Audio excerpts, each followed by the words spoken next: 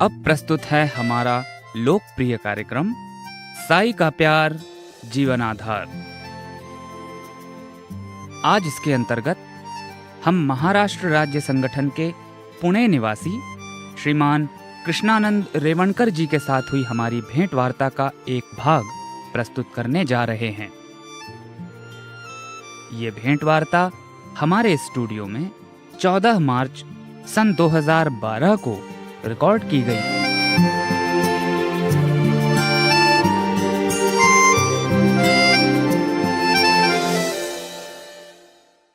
Radio Sai के सभी श्रोताओं को हमारा प्रेम भरा साई राम।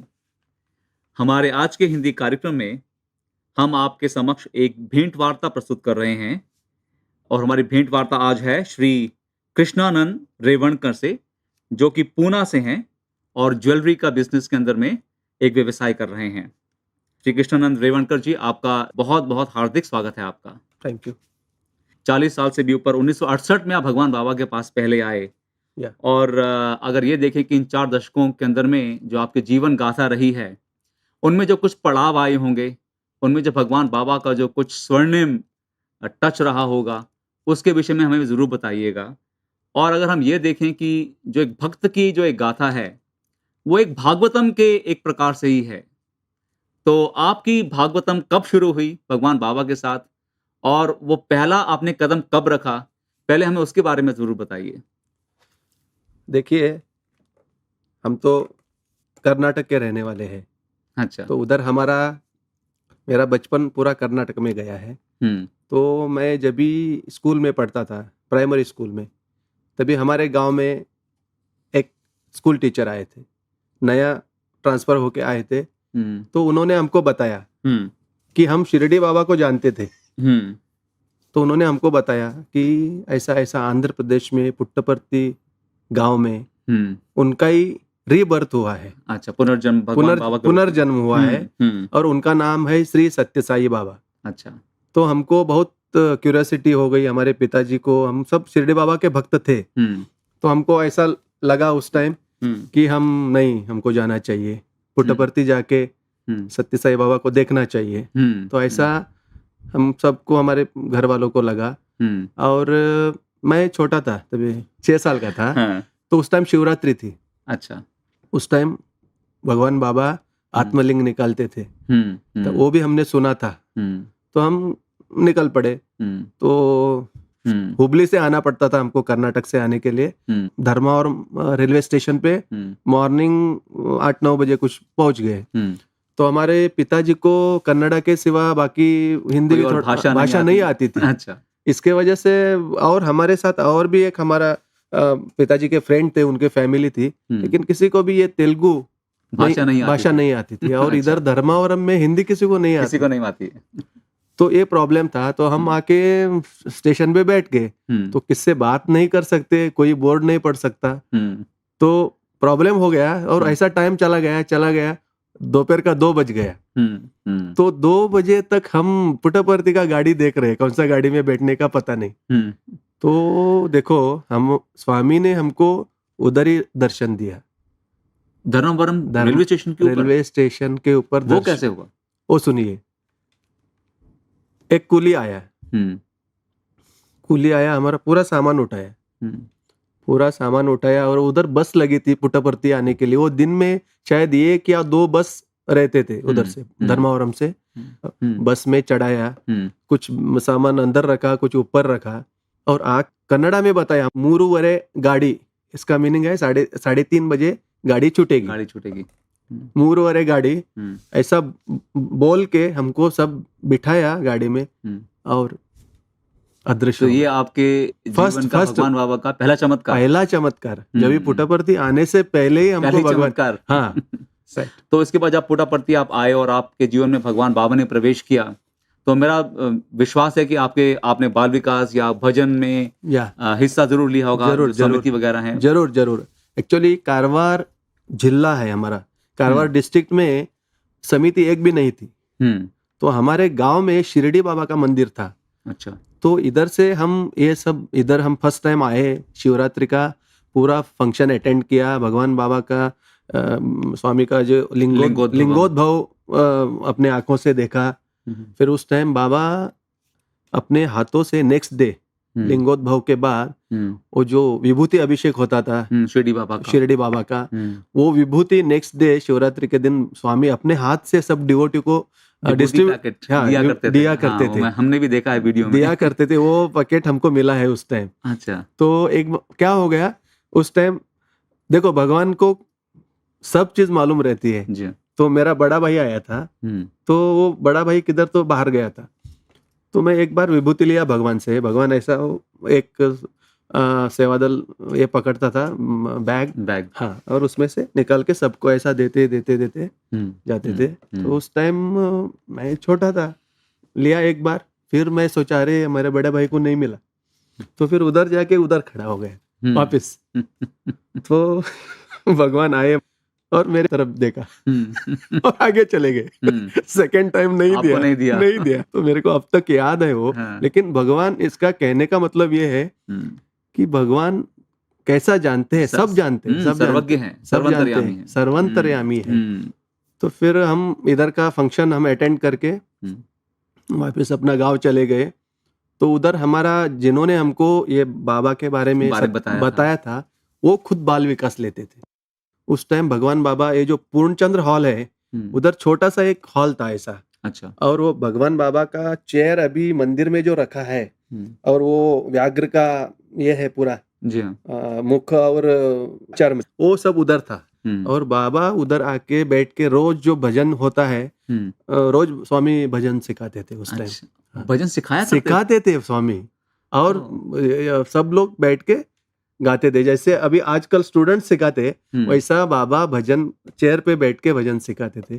तो उनके मुंह से मैंने हे इंदु शेखरा राजा शिव राजा शंकरा, ये भजन आपने उनसे सौभाग्य। और चित्त चोरा यशोदा के बाल, बाबा का प्रिय भजन है, ये भजन सुना। और उसके बाद हम ये इधर आने के बाद हमारा फैमिली, हम सब लोग इतना बाबा की भक्ति में लीन हो गए। तो अपने घर जाने के बाद एक्चुअली हमारे घर में पूरा आध्यात्मिक वातावरण है। हमारे घर में हारमोनियम भी थी, तबला भी था, रखा था पिताजी ने। कोई किसी को बजाने को नहीं आता था, फिर भी ला के रखा था। हाँ, तो घर में रहना चाहिए, कोई भी सीख जाएगा। तो हम फिर बजाते थे, ऐसा जो आता है जैसा बजाते थे। फिर हमने सीख लिया। अभी तो मैं हारमोनियम भी बजाता हूँ, तबला भी बजाता हूँ बाबा की कृपा से। तो उस टाइम हम पूरा चार्ज होके गए थे। तो हमारे घर में भजन एक्चुअली उधर कारवार में कैसा है, मराठी थोड़ा ज्यादा था। मराठी लैंग्वेज का भजन हम ज्यादा गाया करते थे। वो वारकरी महाराष्ट्रियन पांडुरंग का जो भजन होता है, वारकरी पद्धति का, तो वो भजन हमारे घर में डेली भजन होता था। एवरी डे हम स्कूल से आने के बाद पहले खेलने को जाने का, फिर आके पढ़ाई करने का, उसके बाद भजन करने का, फिर खाने का। नहीं तो हमको खाना नहीं मिलता था। तो ऐसा हमारा घर में पद्धति बनी हुई थी। तो डेली भजन होता था। तो पुट्टपर्ती आके जाने के बाद हमने पूरा इधर का जो भजन का स्टाइल है, पद्धति है, इजी भजन से, ओनली नामस्मरणा भजन। तो ये भजन हमने एक एक करके सीख लिया, उधर गाना शुरू कर दिया। मैं 1980 में पूना में आया। अच्छा। हाँ, उसके बाद 1980 में पूना में आया। उसके बाद एक्चुअली हमारा 68-70 के बाद 10 साल मेरा पढ़ाई के वजह से मैं स्वामी का एक्टिविटीज समझो नहीं कर सका, या ज्यादा पुट्टपर्ती नहीं आ सका। तो 80 साल के बाद पूना में जब हम आए, तो उस टाइम मेरा कॉलेज सेकेंड ईयर तक हुआ था। तो उसके बाद मैंने पूना में आके सत्य साई सेवा संगठन ज्वाइन की। अच्छा। हाँ, तो अगला जो प्रवास है हमारा, तो पूना से स्टार्ट होता है। तो पूना में आने के बाद हम सत्य साई सेवा संगठन ज्वाइन किया। पहले तो हम बाबा के इतना अनुग्रह से चार्ज हुए थे। तो फिर हमने भजन सेंटर्स जाना शुरू कर दिया। तो सेवा 1980 से उस टाइम प्रशांति सेवा वगैरह नहीं थी। मेरे ख्याल से 1984-85 के बाद प्रशांति सेवा स्टार्ट हो गई। हाँ, शुरुआत उसकी। तो उस टाइम हम पुणे में जो स्वामी के लिटरेचर है वो तो हम पढ़ते थे ही, जी हाँ, और स्वामी ने जो बताया था, जो 9 पॉइंट्स कोड ऑफ कंडक्ट जी हाँ, जो स्वामी ने दिया है हमको, डेली जप करना, देन भजन करना, 9 सूत्री कार्यक्रम जो बाबा का है, या 9 सूत्री कार्यक्रम जो हर कुटुंब के लिए, हर परिवार के लिए, हर परिवार के लिए है, स्वामी ने दिया हुआ है। और वो इतना अच्छा है कि अभी इस कलयुग में easiest way to reach the God है। अच्छा, उसके बाद में आपकी पढ़ाई होने के बाद में कुछ आगे फिर क्या प्रगति आपने? या मेरा 1988 जनवरी में मेरा शादी हो गई।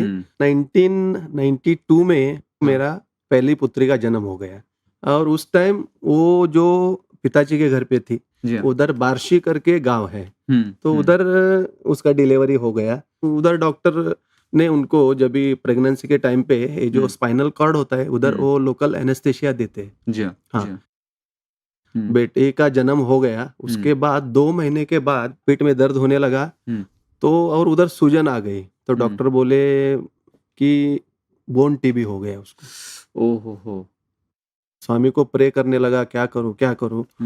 तो मेरे को स्वामी ने मन में विचार ऐसा दिया कि क्योंकि मैं पुट्टपर्ती नहीं आ सकता था, लंबा है बहुत, मेरे को शिरडी जाना नजदीक था, और हमको ये मालूम था कि शिरडी बाबा और हमारा सत्य साई बाबा एक ही है। बाबा ने ऐसा विचार मुझे दिया कि तुम शिरडी जाओ।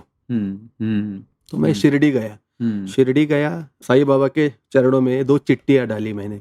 हाँ, तो मेरे समझ में नहीं आ रहा था ऑपरेशन करूं या ना करूं, और उधर वो चिट्ठी आई मुझे कि ऑपरेशन करो। पुनः आया, डॉक्टर से पूरा टेस्टिंग वगैरह हो गया, चेकिंग हो गया सब उसका, और ऑपरेशन का डेट भी फिक्स हो गया। तो ऑपरेशन थिएटर में उसको लेके गए, वो डॉक्टर ने कट किया जिधर ऑपरेशन करने का था। ऑपरेशन से पहले पूरा टेस्टिंग किया था, उसमें उसको पूरा अंदर पस फॉर्म हो गया था, और वो बोन टीबी हुआ था, बोन टीबी। और वो बोन टीबी का पस अगर पूरा बॉडी में फैल जाता है तो बहुत डेंजर, वो जानलेवा भी हो सकता था, ऐसा डॉक्टर ने पहले बता दिया था। ऑपरेशन किया, कट किया, तो उधर पस नहीं था, कुछ पस नहीं था, कुछ तकलीफ नहीं था। तो ये हो सकता है सिर्फ भगवान की ग्रेस की, उनके आशीर्वाद से ही, अनुकंपा से ही हो सकता है। तो डॉक्टर को भी आश्चर्य हो गया। डॉक्टर ने, अरे अभी तो एक्सरे निकाला है, उसके ऊपर पूरा पस दिखाई देता है, वो उधर सूजन आई है बैक इसमें, पीठ के इसमें हड्डी में।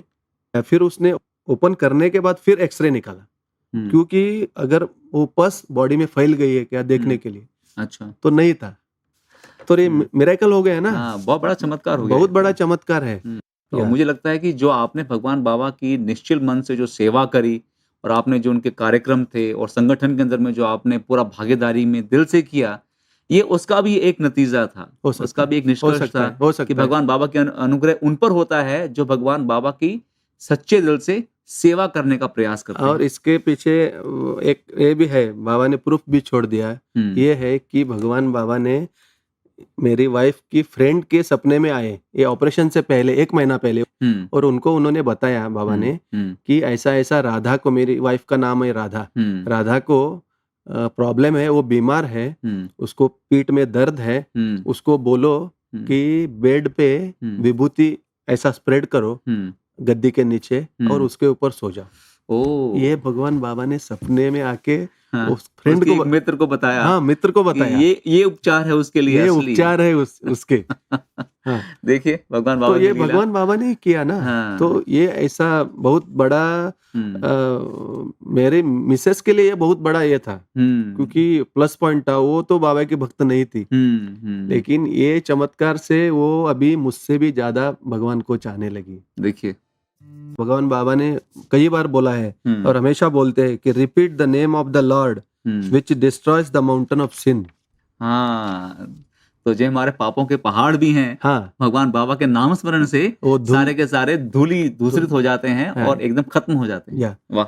तो ये भगवान बाबा हमेशा कहते हैं, और इसका अनुभव भी हमें बहुत आया है। जब भी हम नाम स्मरण भगवान का करते हैं, तो स्मरण करने से हमारे जिंदगी में जो भी दुख या आने दो या कुछ बड़ा रुकावटें आने दो, संकट, कष्ट, संकट हाँ, या जो भी आने दो, उसका वो निवारण 100% करते हैं। और कई बारी कुछ होने के पहले ही वो हमें अपने संरक्षण में लेकर हमारी रक्षा कर लेते हैं। कभी कोई ऐसा कुछ हुआ है कि आपको लगा हो कि कुछ ऐसा होने वाला था पर भगवान बाबा ने आपको पहले ही आके बचा लिया हो, रक्षा करी हो?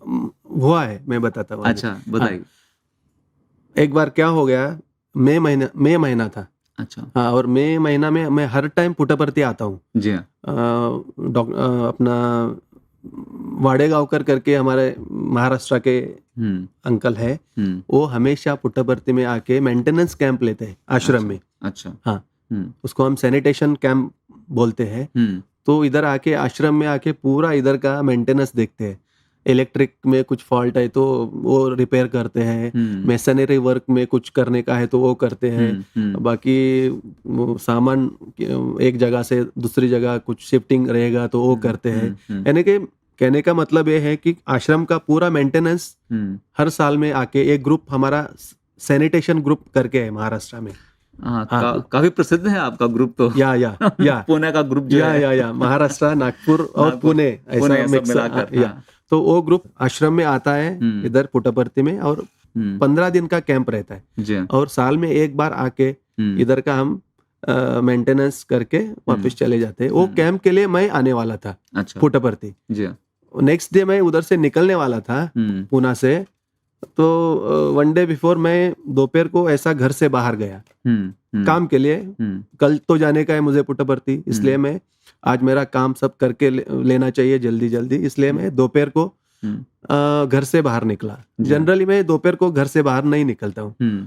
तो घर से बाहर निकला तो मेरी मिसेस राधिका ने भगवान के फोटो के पास गई, सत्य साई बाबा के फोटो के पास जाके उनसे ऐसा ही मन में विचार आया, और उन्होंने बाबा को बोला, स्वामी मेरे हस्बैंड अकेले बाहर गए हैं और आप उनके मोटरसाइकिल पे बैठ के जाना। अच्छा। अच्छा। हाँ, इतनी बात कह डाली। छोटी सी बात है। अच्छा। तो फिर उसके मन में फिर विचार आया कि भगवान कैसा मोटरसाइकिल पे बैठेंगे, क्योंकि भगवान तो रोप पहनते हैं और वो ऐसा दोनों साइड से नहीं बैठ सकते।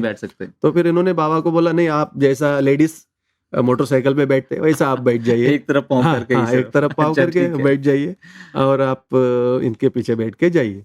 इतना ही बोला, बाकी कुछ नहीं बोला। तो मैं बाहर गया, बाहर जाके मेरा सब काम करके मैं रिटर्न लौट रहा था। तो मैं ऐसा घर के नजदीक पहुंचा था, तो ऐसा मेरा नजर एक साइड में चली गई। अच्छा। हाँ, ऐसा मैं एक साइड में राइट साइड को देखा तो लेफ्ट साइड को एक रिक्शा में मेरा मोटरसाइकिल का हैंडल जो है वो अटक गया। अरे साइकिल रिक्शा के अंदर में? हाँ, जो रेगुलर रिक्शा होती है, हाँ, उसके अंदर 3 टायर का, तो उसका साइड में हैंडल अटक गया और मैं इतना जोर से रास्ते के बीच में मेरी गाड़ी गिर गई। लेकिन आगे सुनिए, जो पीछे स्वामी बैठे हैं वो मुझे मालूम नहीं था। तो आपको यकीन नहीं आएगा कि गाड़ी इतना जोर से रास्ते के बीच में गिर गई और इतना जोर से आवाज आया, बाजू के सब दुकान के लोग बाहर आ गए, इकट्ठे हो गए। वो समझे कोई बड़ा एक्सीडेंट हो गया, अभी कोई किसी की जान चली गई ऐसा उनको लगा, और आ गए भागते दौड़ते। तो ऐसा मुझे किसी ने उठाया, ऐसा पकड़ के और ऐसा पीछे ले लिया, ऐसा पीछे लेके खड़ा किया। मैं देख रहा हूँ मेरी गाड़ी घूम रही है, गिर रही है, और मैं देख रहा हूँ, लेकिन मैं खड़ा हूँ। देखिए ना, आपने मोटरसाइकिल पर जा रहे हैं, आपका हैंडल फंस गया है, मगर आप पीछे खड़े हुए हैं और मोटरसाइकिल गिर रही है, मैं वो मैं देख रहा हूँ। और ये ऐसा असंभव है, क्योंकि आपको एक तो राइट साइड को गिरना चाहिए, लेफ्ट साइड को आपका ये हैंडल अटक गया तो आप राइट साइड को गिरना चाहिए, गिरना ही चाहिए, ऐसा संभव नहीं है। लेकिन भगवान देखिए कैसा ये नाम स्मरण का या महिमा है, या हम भगवान को स्मरण करने की उनका आप क्या बोल सकते हैं हिंदी में, अनुग्रह, जो अनुग्रह बोल सकते हैं, नाम स्मरण का। तो ये ऐसा है भगवान का, हमेशा नाम स्मरण करने का जो हमको भगवान बोलते हैं, वही जो आपको स्टार्टिंग में मैंने बताया, repeat the name of the Lord which destroys the mountain of sin. वो तो होता ही है, माउंटेन ऑफ सिन तो डिस्ट्रॉय करेंगे। उसके अलावा हमारे जीवन में जो छोटे मोटे संकट आते हैं उसका भी बाबा निवारण करते हैं। इसके द्वारा हमारे जो मन में उनके लिए जो विश्वास है उसको भी बढ़ाते हैं। लेकिन इसमें से हमको ये भी सीखने को मिलता है, अगर मैंने आपके लिए प्रे किया तो भगवान वो मेरा प्रेयर सुनते हैं और आपका भी ये कर देते हैं। जी हाँ। फिर मैं घर गया, मेरा मोटरसाइकिल उठाया और घर चला गया। फिर दोपहर का खाना खाने का था, खाना खाने को बैठा तो तभी मैंने मिसेस को बोला, गाड़ी गिर गई और मुझे किसी ने ऐसा पीछे खींच के लिया और मैं खड़ा खड़ा देख रहा हूँ मेरी गाड़ी गिर रही है। ऐसा मैंने जो घटी थी घटना उसको बता दी। तो वो रोने लगी, तुरंत रोने लगी। मेरे को समझ में नहीं आ रहा है ये क्यों रो रही है। तो उसको याद आया कि मैंने स्वामी को बोला, ऐसे प्रार्थना की थी। तो ये बात है। और एक छोटी बात मैं कहना चाहूंगा। हाँ जी। कि ये जो मैं बोला हम सैनिटेशन कैंप के लिए पुट्टपर्ती आते हैं जी, तो मैं ये जो साई भक्त कहते हैं और भगवान को सब लोग बोलते हैं, भगवान हम भजन में गाते हैं, माता पिता बंधु सखा सब तुम ही हो। अगर भगवान माता पिता बंधु सखा है तो ये पुट्टपर्ती क्या है? हमारा घर हो गया, हमारा घर हो गया जी। तो हमारा कर्तव्य है कि इधर जो भी भगवान बाबा ने इतना बड़ा अपना संस्थान आश्रम बनाया है तो उसका ये अपना घर ही हो गया ना। तो घर, हमारे घर में शादी हो गया तो हम 8-8 दिन छुट्टी लेते हैं। घर में शादी है तो उसका सामान खरीदना या घर के पेंटिंग करना, ये करना वो करना तो हम करते हैं ना। तो इधर का जो ये आश्रम चल रहा है अपना घर है तो हर साई डिवोटी ने इधर आके कुछ ना कुछ अपना घर समझ के काम करना चाहिए। बहुत अच्छा। तो ये हर एक का अपना कर्तव्य है, ऐसा मैं समझता हूँ और कहना चाहता हूँ सबको। तो ये सैनिटेशन कैंप में हमारा जो ग्रुप आता है तो इतना, वो जो वाडेगांवकर काका जी है वो एकदम सेवा भावी है। उनको भगवान का दर्शन की आशा नहीं है, सिर्फ काम सेवा। हाँ, तो हमारा ये सैनिटेशन ग्रुप का एक थीम सॉन्ग हमने बनाया था, वो जरूर बताइए। हाँ, थीम सॉन्ग बनाया था, वो मराठी में है। मैं उसका आपको हिंदी में अनुवाद कीजिए। हाँ, अनुवाद मैं बता दूंगा। भगवान को निस्वार्थ सेवा पसंद है। तो ये हमारा इसका सैनिटेशन का थीम सॉन्ग हमने इधर कैंप में आते थे तो हम हर टाइम वो गाते थे। वो सॉन्ग ऐसा है, मैं अभी गाता हूँ। कशासाठी येऊ देवा तुझ्या मंदिरात, कशासाठी येऊ देवा तुझ्या मंदिरात, मैं आपके मंदिर में क्यों आऊं? मूर्ती तुझी असते माझ्या नित्य अंतरात, मूर्ती तुझी असते माझ्या नित्य अंतरात, कशासाठी येऊ देवा तुझ्या मंदिरात, मूर्ति तुझी असते माझ्या नित्य अंतरात। आपका मूर्ति मेरी अंतरात्मा में नित्य है। फिर मैं आपके मंदिर में क्यों आऊं? आप तो मेरे अंतरात्मा में बसे हुए हैं। हाँ, तो मैं आपके मंदिर में क्यों आऊं? कधी नाही आलो तुझिया कथा कीर्तनाला, कधी नाही हातून माझ्या दान धर्म झाला, कधी नाही आलो तुझिया कथा कीर्तनाला, मैं आपके कथा कीर्तन में कभी नहीं आया हूं और कभी मेरे हाथ से दान धर्म हुआ है। कधी नाही हातून माझ्या दान धर्म झाला, गंध फूल नाही जवळी तुझ्या पूजनाला, गंध फूल कुछ भी नहीं है मेरे पास आपका पूजन करने के लिए। भक्ति भाव जाणून घे तू वसे जो उरात, कशासाठी येऊ देवा तुझ्या मंदिरात.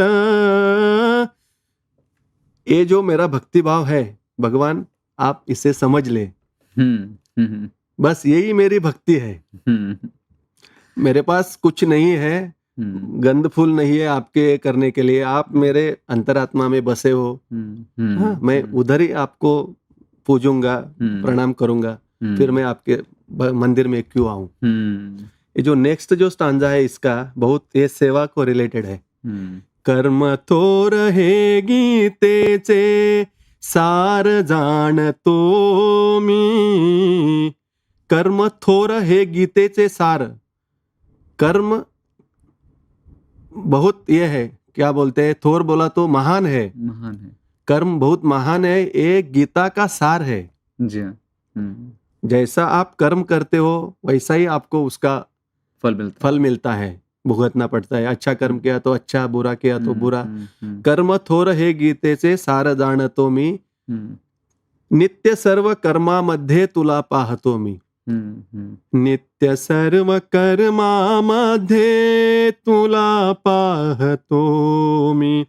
कर्म थोर हे गीतेचे सार जाणतो मी. नित्य सर्व कर्मामध्ये तुला पाहतो मी. कर्म थोर महान एक गीता का सार है. और हर कर्म में मैं आपको ही देखता हूँ. अरे वाह. हर कर्म में मैं आपको ही देखता हूँ. तो जो भी कर्म करता हूँ आपको ही समर्पित करता हूँ, आपका ही स्मरण करके कर्म करता हूँ. नित्य सर्व कर्मामध्ये तुला पाहतो मी. कर्म रूप सेवा तुझिया परिवाहतो मी. कर्म रूप सेवा, कर्म रूप सेवा मैं आपको अर्पण करता हूँ. तिथे रंगतो मी देवा भक्तीच्या रसात. कशासाठी येऊ देवा तुझ्या मंदिरात. कशासाठी येऊ देवा तुझ्या मंदिरात. कर्मरूप सेवा तुझिया परिवाहतो मी. तिथे रंगतो मी देवा भक्तीच्या रसात. सेवा रूपी कर्म जिधर होता है उधर ही मैं भक्ति के रस में प्रसन्न रहता, प्रसन्न और लीन रहता. हाँ, यानी कि कर्म रूप सेवा ऐसा समझ के ही हम वो भगवान के चरण में अर्पित करना चाहिए. कोई ऐसा और अनुभव हो जो कि आपके जीवन में आया हो जिससे भगवान बाबा हमारे हर पल हमारे साथ हैं, सर्वत्र हमारे साथ हैं, जिसका हमें ज्ञान होता हो, कुछ ऐसा भी बताइए हमें. इस संदर्भ में और मेरा 2 अनुभव है, वो भी मैं बताना चाहता हूँ. जरूर जरूर. 2002 मार्च में पुट्टपर्ती आने वाला था प्रशांति सेवा के लिए. 2002 मार्च. और मैं पुट्टपर्ती आया. तो इधर आने के बाद मुझे थर्ड डे फोन आ गया पुणे से कि मेरी सेकंड बेटी, उसका नाम है साई सुमन, जिसका नाम स्वामी ने ही दिया था. तो वो बहुत बीमार है, उसको निमोनिया हो गया. तो ऐसा मुझे पुणे से फोन आ गया. तो मैं इधर मंदिर में ड्यूटी, हमारा अलॉटमेंट चालू था उस टाइम, सब सेवा दल को ड्यूटी देने की थी और इतना जिम्मेदारी का काम है और ये छोड़ के मैं कैसा जा सकता हूँ. तो मेरे को समझ में नहीं आया और बहुत सीरियस थी. उसको न्यूमोनिया हो गया और लंग्स में पैचेस हो गए थे, बहुत डेंजरस था. और डॉक्टर ने बोला तुरंत उसको हॉस्पिटल एडमिट करो. तो उसको एडमिट कर दिया. और मेरे को फोन के ऊपर फोन आने लगे घर से. और मेरे बड़े भाई सब लोग गुस्सा हो गए. तो मैंने भगवान को बोल दिया. भगवान बोलते हैं कि तुम मेरा काम करो, मैं तुम्हारा काम करता हूँ. तो मैंने भगवान को बोला, नहीं भगवान, मैं इधर से जाने वाला नहीं हूँ. आपको जो भी करने का है आप कर लो, क्योंकि आप इधर तो ये भी जिम्मेदारी का काम है. हाँ, इधर सेवा के लिए आया हूँ. मंदिर का पूरा इंचार्ज था मैं उस टाइम. और इधर आधी सेवा छोड़ के मैं तो नहीं जा सकता. तो भगवान के मैंने मन में बोल दिया कि आप देखो उधर वो मेरी बेटी का तबीयत ठीक नहीं है, आपको जो भी करने का है आप करो, और मैं इधर से नहीं जाने वाला हूँ, ऐसा मैंने भगवान को बोल दिया। और मेरे वाइफ को भी बोल दिया कि मैं नहीं आ सकता हूँ, आप उसको हॉस्पिटल में एडमिट करो और देख लो आप। तो आप बिलीव नहीं करेंगे, 8 दिन तक गया नहीं, क्योंकि इधर ड्यूटी चालू थी। मैं पूना में पहुंचने से पहले एक दिन वो हॉस्पिटल से एकदम ठीक ठाक होके घर पहुंच गई।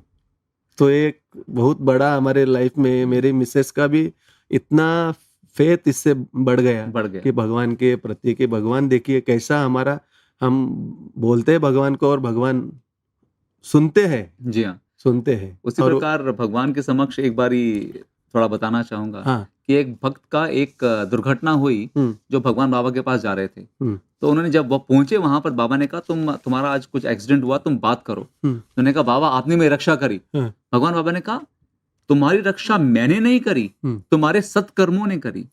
जब तुमने सेवा करी भगवान बाबा की, तुमने निस्वार्थ भाव से करी, इसीलिए मेरे पहुंचने के पहले तुम्हारे जो सेवा का तुम्हारा कर्म फल था, उसने आकर तुम्हारी रक्षा करी। धर्मो रक्षति रक्षतः। इसलिए आपने अपने धर्म को जब रक्षा करी आपने और अपनी सेवा नहीं छोड़ी, तो वो सत्कर्मों ने ही, उस धर्म ने ही आपके बच्ची की भी जीवन की रक्षा की है। बहुत तो, बहुत सुंदर अनुभव। और एक अनुभव मैं बताना चाहूंगा। जी हाँ। मुझे 2 लड़कियां हैं बड़ी, और उसके बाद 2002 में मई 16 को मेरा 3rd चाइल्ड बच्चा पैदा हो गया। पुत्र या पुत्री? पुत्र। अच्छा, पुत्र। पहले 2 पुत्रियां हैं, उसके बाद पुत्र का जन्म हो गया। अच्छा। लेकिन जो प्रॉब्लम ये हो गया कि जब से वो पैदा हो गया, उसको 5 दिन तक स्टूल पास नहीं हुआ। और उसका पेट है ना, ऐसा बहुत बढ़ गया। अच्छा, फूल गया, काला काला हो गया। तो हम सब लोग चिंतित हो गए। तो डॉक्टर ने बोला उसको ऑपरेशन तुरंत करना चाहिए। एक्चुअली क्या हो गया था, उसका जो लार्ज इंटेस्टाइन का जो नीचे वाला भाग है, जिधर से स्टूल पास होता है, उधर का 9 इंचेस जो पोर्शन है वो डेवलप नहीं हुआ था। अच्छा। तो इसके वजह से उसका वो स्टूल नीचे नहीं आता था। अरे। तो तुरंत उसको ऑपरेशन किया, और इधर पेट में उसको होल गिरा के वो इंटेस्टाइन ऐसा बाहर निकाल के उधर से वो स्टूल पास होता था। वैसा ऑपरेशन करना पड़ा। डॉक्टर ने वो फर्स्ट ऑपरेशन कर दिया, तो उसको और एक ऑपरेशन करना पड़ता था, क्योंकि वो एक बार वो ऑपरेशन करके उसका जो पेट बढ़ गया था वो पूरा पेट से निकाल दिया, और वो जो लार्ज इंटेस्टाइन का एक पॉइंट, यानी कि जिधर से वो ये किया ना, कट किया, वो पॉइंट ऐसा ऊपर निकाल के उन्होंने इधर पेट में होल गिरा के उधर एक बैग लगा दिया। अच्छा। कि वो स्टूल फिर उधर से पास होता था। ये ऐसा 18 मंथ तक ऐसा रह गया वो, क्योंकि उसको नीचे से वो सेकंड ऑपरेशन करना चाहिए था, और वो सेकंड ऑपरेशन करने के लिए वो बेटे का वेट एटलीस्ट 10 kg होना चाहिए था। अच्छा। हाँ, तो उसके लिए वो डॉक्टर ने बोला अभी इसको सेकंड ऑपरेशन नहीं कर सकते। उन्होंने फर्स्ट उसका जान तो बचाई, क्योंकि नहीं तो बचने वाला नहीं था। तो इतना प्रॉब्लम था। तो उसी ऑपरेशन होने के बाद हम बेटे को लेके इधर पुट्टपर्ती आ गए। अच्छा। तो पुट्टपर्ती आ गए तो देखो, हाँ, कैसा स्वामी को कुछ देने का रहेगा तो स्वामी कैसा प्लानिंग करते हैं। तो मेरी वाइफ अनंतपुर स्टूडेंट नहीं है, तो वो दर्शन के लिए आई। तो इधर जो लेडीज साइड में दर्शन के लिए बैठा थे, उन्होंने समझा कि अनंतपुर स्टूडेंट है। अच्छा। स्वामी ही करते हैं सब। हाँ, स्वामी करते हैं। और उसने उसको फ्रंट रो पे बिठाया। अच्छा। हाँ, और भगवान उस टाइम आ गए, चल के आते थे उस टाइम भगवान। 2002 नवंबर की बात है, ग्लोबल भजन के लिए आए थे इधर। तो भगवान आए और ऐसा उसने बच्चे को, मेरी वाइफ ने बच्चे को ऐसा ऊपर किया, और स्वामी बीमार है, आप देखो इसे। एकदम रोने लगी, बहुत रोने लगी। तो स्वामी ने देखा नहीं देखा, ऐसा आगे चले गए स्वामी। 10 फीट आगे गए थे, तभी ये छोटा बच्चा, कितना 3 महीने का, इतना जोर से चिल्लाया। मैं जेंट साइड में बैठा था, तो मेरे को उधर से वो जेंट साइड में उसकी चीख सुनाई दी। अच्छा। इतना जोर से चिल्लाया, 10 फीट भगवान आगे गए थे, घूम के वापस पीछे आ गए, पीछे आ गए और इसके सामने आके खड़े हो गए सामने, और पूछा क्या हो गया बेटी? इसने बताया स्वामी ऐसा ऐसा हो गया है, इसको प्रॉब्लम है, आप ठीक करो, इसको ब्लेसिंग दे दो। ऐसा बहुत रोने लगी, वो बात करते करते रोने लगी। तो ऐसा भगवान ने बच्चे के सिर के ऊपर से ऐसा हाथ घुमाने लगे स्वामी, रो मत रो मत, सब ठीक हो जाएगा। ये रोना बंद ही नहीं कर रही है मेरी वाइफ। भगवान बोले रो मत अम्मा, संतोषम अम्मा, संतोषम अम्मा। फिर जोर से बोले संतोषम अम्मा। तो ये इसने नमस्कार किया और फिर बोल के गए कुछ नहीं होगा, वो ठीक हो जाएगा। ऐसा बोल के स्वामी निकल गए। फिर हम आ गए, पुणे आ गए। तो सेकंड ऑपरेशन हो गया, वो भी हमने बॉम्बे में किया। जब ये सेकंड ऑपरेशन हुआ, डॉक्टर ने हमको बोला कि ये बच्चे का दिन में 10-12 बार इसको स्टूल पास हो जाएगा और उसको नेपी लगाना पड़ेगा, जो हम छोटे बच्चे को लगाते हैं। हाँ, उसको नीचे थोड़ा सेंसेशन नहीं रहेगा और कभी उसका स्टूल पास हो गया उसको पता नहीं चलेगा। तो आपको ये कॉलेज में गया तो भी इसको नेपी लगाना पड़ेगा। भगवान की कृपा देखिए, भगवान जिसके सर पर हाथ तो हो तेरा, कौन बिगाड़े उसकी। बिल्कुल, हर पल रक्षा उसकी। आपको सच नहीं लगेगा डॉक्टर ने ये जो बताया, लेकिन ये ऑपरेशन होने के बाद बच्चे ने एक दिन भी बिस्तर के ऊपर फर्स्ट कॉल सेकंड कॉल नहीं किया। तब से, यानी कि 2 साल से, सेकंड ईयर में उसका वो सेकंड ऑपरेशन हुआ था, 2 साल के बाद उसने एक बार भी बिस्तर के ऊपर स्टूल पास नहीं किया। तो देखो भगवान की कृपा कैसी रहती है। तो भगवान ने उसके सर के ऊपर हाथ घुमाया और बोला सब ठीक हो जाएगा, कुछ आप फिक्र मत करो। तो ये भगवान का हमारे जिंदगी में बहुत बहुत बड़ा ये है, ग्रेस है, भगवान की ग्रेस, अनुग्रह है। जिस प्रकार सूर्य की रोशनी हर समय बराबर हमारे ऊपर रहती है, उसी प्रकार भगवान के अनुग्रह भी हर पल हर क्षण हमारे साथ है। ये तो हमको हर समय इसका अनुभव करना चाहिए। तो एक इसका मैं छोटा सा और एक मैं बताना चाहूंगा कि मेरा खुद का ये है। मैं खुद हमारे गांव जा रहा था पुणे से। ऐसा है हमारा, मैं तो हमेशा भगवान का कभी नाम लेता हूँ, कभी भजन गुनगुनाता हूँ, ऐसा तो चालू रहता है। तो मैं रात को जा रहा था बस से हमारे गांव, गणेश चतुर्थी थी। तो हर साल हम जाते हैं गांव में गणपति के लिए। तो गणेश चतुर्थी के लिए मैं रात को 9 बजे बस पे बैठ गया और पुणे से गाड़ी निकली, एक 25-30 किलोमीटर चली गई। तो मुझे ऐसा लगा अभी कोई तो मेरे को बोल रहा है, मुझे बोल रहा है तुम अभी इधर से उठो, ऐसा कोई तो बोल रहा है। और मैं सेकंड सीट था बस में, वो छोड़ के मैं लास्ट सीट पे गया। देखिए, हाँ, कोई सेकंड सीट छोड़ के लास्ट सीट पे कभी नहीं जाएगा। क्योंकि इतना हिलता है पीछे बस। हाँ, तो सेकंड सीट से उठा मैं और लास्ट सीट पे जाके बैठ गया और थोड़े टाइम के बाद सो गया। अच्छा। हाँ, तो आधे घंटे के अंदर वो बस वाले ने, दूसरा बस वाले लग्जरी को गाड़ी ऐसा आमने सामने टक्कर हो गया। ओहो, मुझे सिर में दर्द हो गया, दर्द बोला तो लग गया। तो मैं ऐसा सामने वाले सीट में ऐसा टकरा गया, आपका सिर टकरा गया और इधर से खून बहने लगा। खून बह के मैं बेहोश हो गया। हाँ, मेरे जेब में विभूति की डब्बी थी, विभूति की डब्बी पूरी दब गई। तो मैं ये कहना चाहता हूँ कि ये जो उधर से स्वामी ने मुझे उठाया, पीछे बिठाया, तो मेरे बाजू में जो बैठा था उसका पैर चले गए दोनों। हाँ। और दूसरी बात यह है, अगर विभूति की डब्बी पूरा दब गई तो जिधर विभूति की डब्बी मेरे जेब में है, कुछ प्रहार हुआ, हाँ, कुछ प्रहार हुआ या किधर टक्कर हो गई होना चाहिए, तभी वो विभूति की डब्बी दबेगी। वैसा नहीं हुआ। इसका मतलब बाबा ने ये दिखा दिया कि हम बोलते हैं ना, कभी घर से बाहर जाते समय हम विभूति लगा के जाते हैं, विभूति हमारी रक्षा करती है। ये विभूति जो है रक्षा कवच है अपना, भगवान का, वो जो हमारे शरीर के ऊपर ये है, रक्षा करती है। तो वो बाबा ने वो विभूति से वो एक्सीडेंट में जीवन रक्षा किया। ये तो बहुत बड़ा मेरे इसमें जीवन में बड़ा चमत्कार है। तो ये जो भगवान बाबा की रक्षा हर किसी के साथ में है, पर जितने हम पवित्र होते हैं आंतरिक मन से, उतना हम उस भगवान बाबा के विचार को और आवाज को सुनकर अपने जीवन की रक्षा करते हैं, उनका अनुग्रह प्राप्त कर पाते हैं। सही बात है। और आपने जो बताया अभी कि जो तुम्हारे सत्कर्म है, निस्वार्थ सेवा करी, वही वो तुम्हारी रक्षा जो है मुझसे भी पहले आकर करती है। राइट। निस्वार्थ जो सेवा करते हैं तो वो अपना बैलेंस में जमा होता जाता है, प्लस होता जाता है, आध्यात्मिक बैंक बैलेंस जैसे भगवान बाबा कहते हैं। बहुत बहुत सुंदर।